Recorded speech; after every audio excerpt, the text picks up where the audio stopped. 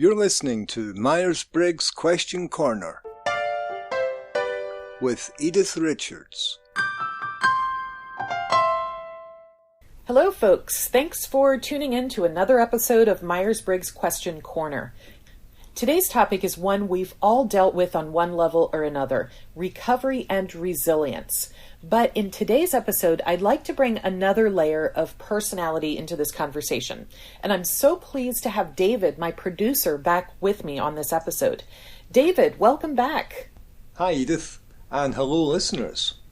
It's good to be back. Thanks for bringing me into this discussion. Yeah, I don't think I'm alone in saying that I miss your voice a lot. My favorite episodes are always the ones where you and I are both bantering back and forth. Not that I don't like the ones where it's just me talking, but, I kind of get tired of my own voice, and you're very soothing to listen to. Our listeners also tell me that they love your voice too. And of course, I appreciate your perspective as well. Well, thank you. That's very kind and great to hear. And if there's any truth to it, then it's very humbling. Thank you. So I have an ulterior motive for having you on the air today, as it gives us a chance to talk about something we haven't delved into yet, and that's how our personalities affect our ability to cope and recover from difficult situations. So, David, you've been away for a while, and I know you haven't been well. Can you share a bit about what's been going on, whatever you're comfortable sharing? Yes, I surely can. Now, where to begin? I accumulated a few health problems these past years, and a virus that I got over Christmas was what you might call the last straw that broke the camel's back. Right. So I ended up with weeks of pain before being rushed away to hospital. Now, what began as pains in my foot quickly escalated to major artery damage. Oh, wow.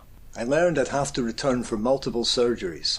Right. And my sugar levels had been out of control for a long time. So, on top of the other issues, I was now diabetic, and I'd require insulin.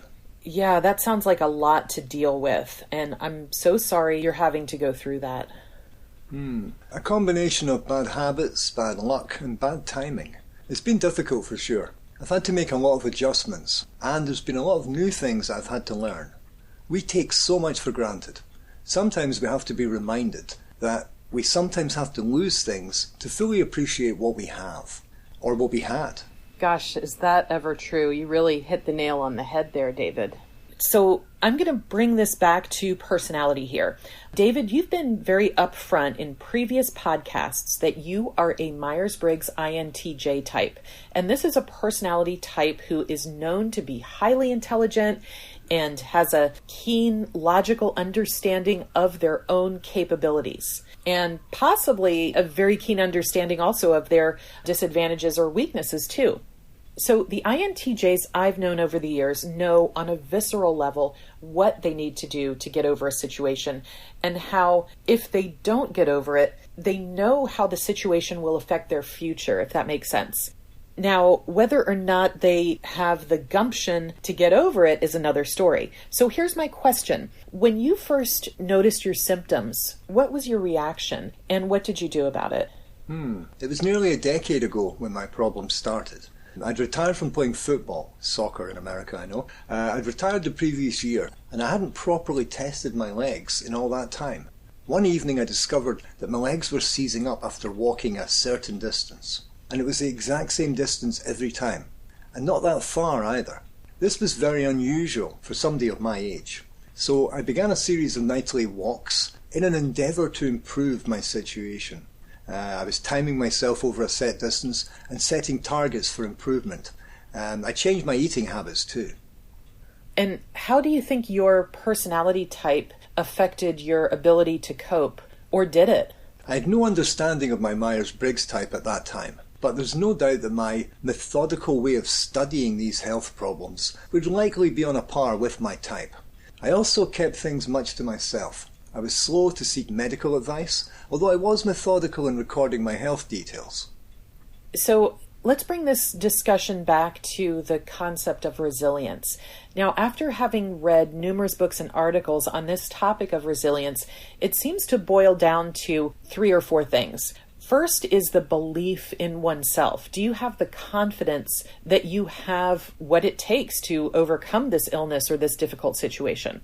Second, resilient people are able to see the situation for what it is. They look at the data coming in and coming to terms with the fact that some things are really just out of their control, but they're going to make the best of the situation. And then there's courage, which is really a part of the first two. Courage to overcome whatever's standing in your way, and courage to face the facts. And finally, a lot has to do with your support system and the people who are around you. Do you have people to help you through? Do you have people who are counting on you? Do you have people to live for? We always hear people say, you are what you eat. But we can equally say, you are what you think. So it's important to keep this in mind and to stay positive, while being realistic too, if you can. There's a balance required, and of course it's going to be different for every person and every situation. Having support from family and friends is a big help, and not everybody is lucky enough to have this. We need to be open to allowing other people to help, which isn't always easy. Staying distracted and thinking positive about overcoming new challenges can be a good thing too. Have trust in your doctor and medical staff.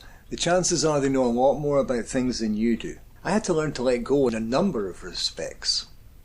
So what I'm hearing is that it's not necessarily your personality as an INTJ type that helps you to overcome the difficulties, but what's helped is that knowledge of your strengths and your limitations has made it easier to cultivate resilience. I've never thought about it like that. Yes, when we think about it, there really are no experts in life. There's levels of experience. Now, how we deal with personal disaster in any given situation is going to depend on so many different factors. But I will say this, it's nice to be a half-pint full kind of person when you're fighting for your health. I think people should set themselves some challenges, no matter how small they may be. You have to find your motivation. Well, I'm sure a lot of INTJ types tuning in, and hopefully listeners of other Myers-Briggs types as well can relate to what you're saying. There has to be some motivation there. Your reasons for getting through the difficulties, they have to be clear and authentic to you. That's what keeps you going. Absolutely. So what advice can you share for others who are going through difficult times, especially an illness where you have very little control? Well, obviously I'm not an expert, and I'm not really qualified to give advice. But what I would say, learn to value your time, and try not to overthink. If there are little things you can do to improve your situation, take the time to list them all. Write them down, no matter how small.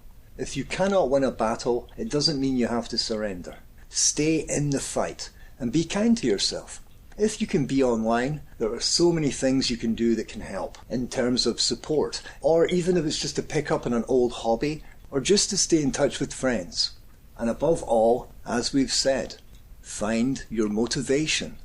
Really good points. Thanks so much for sharing your insight, David, and for sharing your story. We're so pleased that you're able to come on as a guest today. So folks, we're coming to the end of another episode of Myers-Briggs Question Corner. Thank you for tuning in. If you liked this episode, please give us a share on social media and be sure to follow us on your favorite podcast platform. And if you have a question related to personality or the Myers-Briggs type indicator, please get in touch. I'd be glad to feature your question in a future episode. I'm Edythe Richards, Myers-Briggs Master Practitioner and founder of atopcareer.com, signing off. Stay well. Thanks for listening to this episode. If you'd like to hear more, or you'd like to submit a question yourself, then you can find us at www.atopcareer.com. Until next time, MBTI and Myers-Briggs are registered trademarks of the MBTI Trust.